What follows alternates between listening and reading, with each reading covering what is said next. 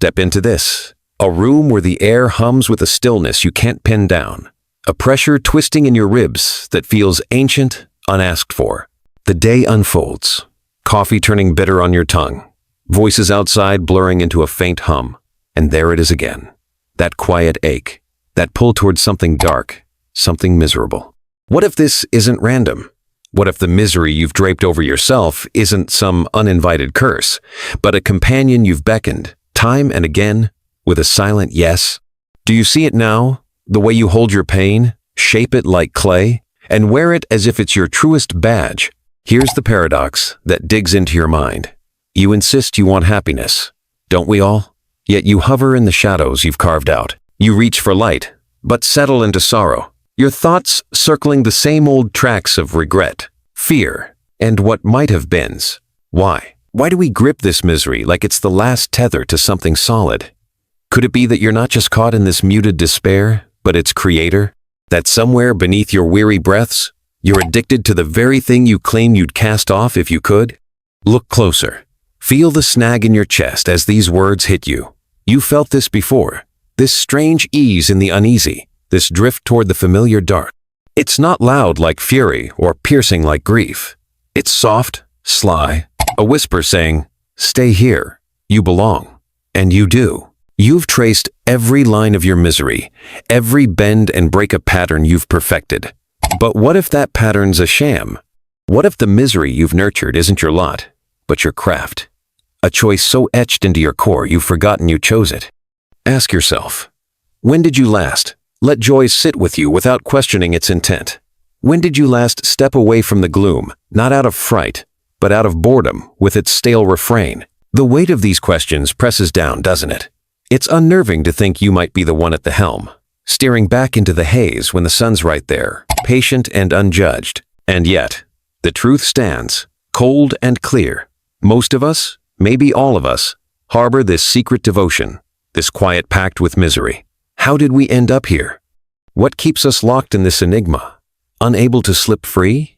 Hold that thought, because the answer cuts deeper than you realize, and it's rising just beneath the surface. You feel it now, don't you?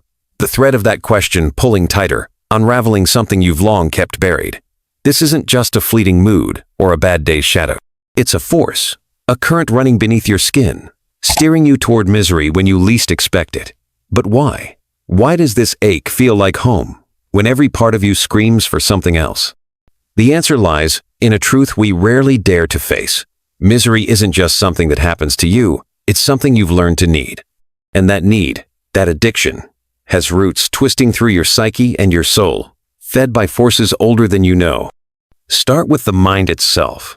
Carl Jung would point you to the shadow, that hidden vault where your fears, your shame, your unspoken wounds fester. He'd say you don't just stumble into misery, you seek it because it's part of you, a piece you can't ignore without losing yourself.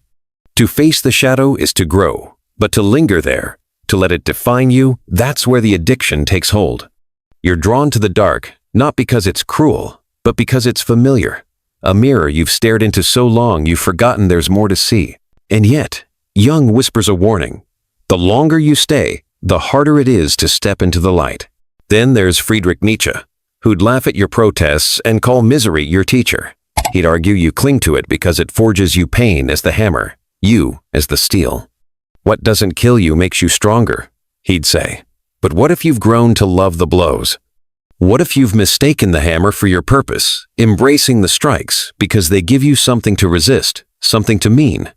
Nietzsche's amor fati, love of fate, twists here.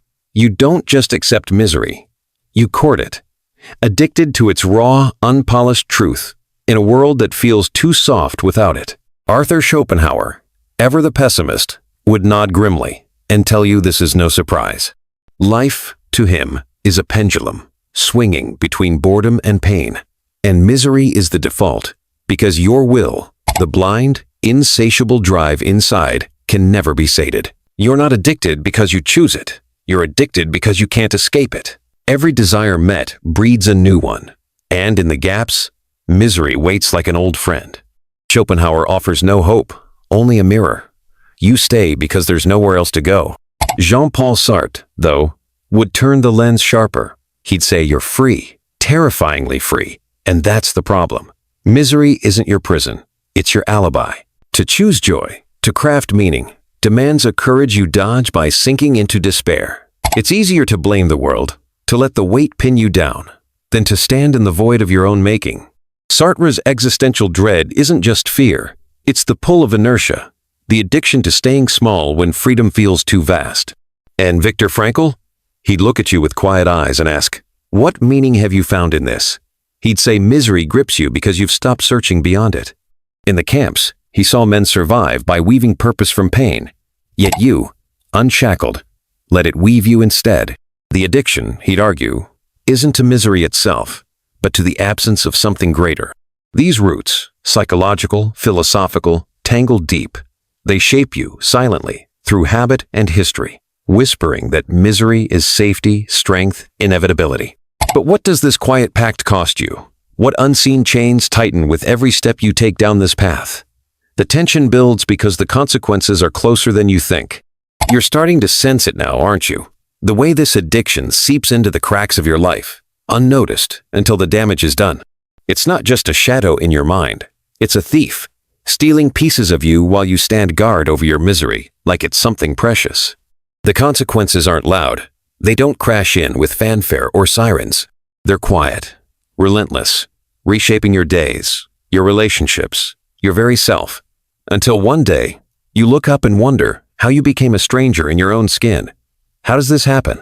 How does a secret pact with misery ripple out to touch everything you are? First, there's the mind's betrayal. Your brain, wired for survival, clings to the negative. Psychologists call it the negativity bias. That fight with a friend, that missed chance, that fleeting shame, they loop in your head, louder than any victory, because your ancestors needed to remember the lion, not the sunset. But now it's a trap. You replay the pain, not to learn, but to feel it again, to sink deeper into its grooves. Each cycle carves the rut a little wider, a little harder to climb out of, until misery isn't just a visitor, it's the lens you see through. And the cost? A world dimmed, where joy feels like a lie you can't trust. Then there's the body, the silent toll you rarely notice. That tightness in your shoulders, that shallow breath, that fatigue you can't shake. Misery isn't just a thought, it's a weight you carry in your bones. Neuroscience backs this.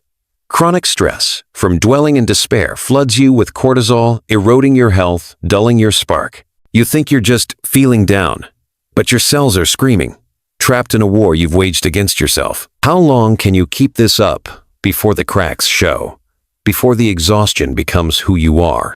And what about the people around you? You don't see it, but your addiction spills over. You snap at a kind word, withdraw from a warm hand, build walls where bridges could stand, all because misery demands solitude, loyalty to its script. Sartre would say you're choosing this, pushing away connection to protect your freedom to suffer. But the price is steep. Relationships fray, love starves, and you're left clutching your pain while wondering why you're alone. Society mirrors this too. Scroll through the news, the feeds, the endless outrage. We're all hooked, feeding a collective misery that keeps us divided, distracted, small. The deepest cut, though? It's your identity. Cling to misery long enough, and it becomes your story. You're not the dreamer, the fighter, the one who rises. You're the one who endures, the one who knows pain best. Schopenhauer might shrug and call this inevitable, but Nietzsche would roar that you're squandering your will to power. Every moment you bow to this addiction, you trade possibility for predictability, trading the chaos of growth for the comfort of collapse. And the urgency builds. How much of yourself have you already lost? How much more will slip away before you notice? This isn't abstract. It's happening now, in the choices you make, the thoughts you let linger. The trap tightens with every breath you give it, but the edge of escape glimmers just beyond. You feel that, don't you? The pull to break free? The whisper that there's more? Hold on to it, because the rebellion is coming, and it's closer than you think. You're teetering on the edge now. Aren't you caught between the weight of what's been and the flicker of what could be? This addiction to misery isn't your master. It's a habit, a groove you've worn deep, but not unbreakable. The rebellion starts here, in this moment, with a truth that flips everything you've known. You don't escape misery by running from it. You dismantle it by refusing to need it. This isn't about willpower or platitudes. It's about a radical shift, a mutiny against the script you've lived by. How do you do it? How do you claw your way out of this quiet prison and claim something fiercer, something alive? First, you turn the mirror inward brutally, unflinchingly. Jung would demand it. Face the shadow, not to worship it, but to know it. Ask yourself, what does this misery give you? Safety? Identity? A shield against the unknown? Name it, strip it bare, and you'll see it's a crutch you've leaned on too long. Viktor Frankl would push you further. Find the meaning beyond the pain. He survived hell by weaving purpose from ash.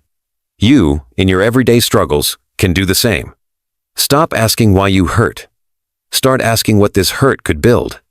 The shift is subtle but seismic. Misery loses its grip when it's no longer your anchor. Next, you rewrite the rules. Your brain's wired to hoard the negative fine, but you're not its slave. Cognitive reframing isn't wishful thinking. It's a weapon. That failure you replay? It's not proof you're broken. It's evidence you dared. That loss you mourn? It's not your end. It's your beginning. Nietzsche would cheer this. Embrace the hammer, not to bleed, but to forge. Take the raw stuff of your life and bend it towards something defiant, something yours. It's not easy. Habits die hard. But every time you choose the jagged hope over the smooth despair, you weaken the addiction's hold. Look to those who've done it. Think of Frida Kahlo, painting through agony, turning torment into color. Her rebellion wasn't in denying pain, but in mastering it. Or Nelson Mandela, locked away for decades, yet emerging not with bitterness, but with a vision that reshaped a nation. These aren't saints. They're humans who refused misery's throne. You don't need their scale, just their spark. Start small. A moment of gratitude when resentment beckons. A step toward connection when isolation calls. Each act is a brick in a new foundation, a middle finger to the old script. And here's the counterintuitive twist. Stop chasing happiness. Schopenhauer was half right. Desire breeds suffering. But Sartre would say the chase itself is the trap. Freedom isn't in some glittering prize. It's in letting go of the hunt. Sit with what is, not what should be. Laugh at the absurdity of it all. Your pain, your patterns, your stubborn loyalty to them. That laughter, it's a crack in the wall, a breach where light pours in. You don't need to feel good. You need to feel real, untethered from the need to feel anything at all. This rebellion isn't loud. It's a quiet uprising, a reclaiming of the reins. You're not a victim of misery. You're its maker, and now its unmaker. Feel that power rising in you? It's yours, always has been. But there's one last step, one final leap that ties it all together. A truth so piercing, it'll rewrite everything you thought you knew. Lean in, because it's coming, and it's going to shake you to your core. You're here now, standing at the precipice, the pieces of this jagged puzzle trembling in your hands. You've felt the pull of misery, traced its roots, seen its toll, and begun to fight back.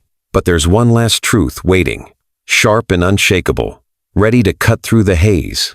What if everything you've believed about this addiction was upside down? What if the ultimate revelation isn't that you're trapped by misery, but that you've been using it to hide from something far greater? Yourself? This isn't just a breakthrough. It's a reckoning, a lens that turns every struggle you've known into a map of who you could become. The deepest lie you've swallowed is that misery is your enemy. It's not. It's your shield. Sartre saw it clearest. You're free, terrifyingly so. And that freedom is a void vast, uncharted, demanding you fill it. Misery? It's the excuse you clutch to avoid stepping into that abyss. You've built a story. I'm broken. I'm burdened. I'm bound. Because it's easier than admitting you're the author, not the character. Jung's shadow isn't just pain. It's power, untapped and wild. And you've lingered in its dark, not because you're weak, but because you're afraid of what you'd wield if you claimed it. The addiction isn't to suffering, it's to staying small. Look back at your life through this lens. Every time you sank into despair, every loop of regret you ran. What were you dodging? A risk? A dream? A version of you that doesn't yet exist? Nietzsche would call this your becoming, the Ubermensch clawing to break free, but you've kept it caged, feeding it misery to keep it quiet. Frankl would nod and say you've missed the meaning, not in the pain itself, but in what it points to. That argument you can't let go of, it's begging you to forgive. That failure you cradle, it's daring you to rise. Misery isn't the end, it's the arrow, and you've been staring at the shaft instead of the target. This shift changes everything. You're not escaping misery, you're outgrowing it. Happiness isn't the goal, it's the byproduct. Stop chasing, stop hiding, and stand in the raw, unfiltered now. Schopenhauer's pendulum swings. Yes, but you're not the weight. You're the hand that sets it in motion. The ultimate truth is this. You're addicted to misery because it's the only story you've let yourself tell. But the page is blank again, and the pen's in your grip. What will you write? Not what the world expects, not what your past dictates. What you choose, right here, in this breath. Feel that shiver down your spine? That's the old script burning away. You're not the one who endures anymore. You're the one who creates. Step out tonight. Look at the sky and let it hit you. The stars don't care about your scars, and neither should you. They burn anyway, vast and unapologetic, and so can you. This isn't a call to action, it's a call to awaken. The misery you've nursed was never your chains, it was your chrysalis. Break it open. Stand in the wreckage of who you were and see who you are.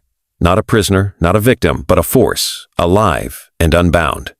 What do you do with this? You don't answer now. You sit with it, let it haunt you, let it hum in your veins until the next choice comes, and when it does, you'll know.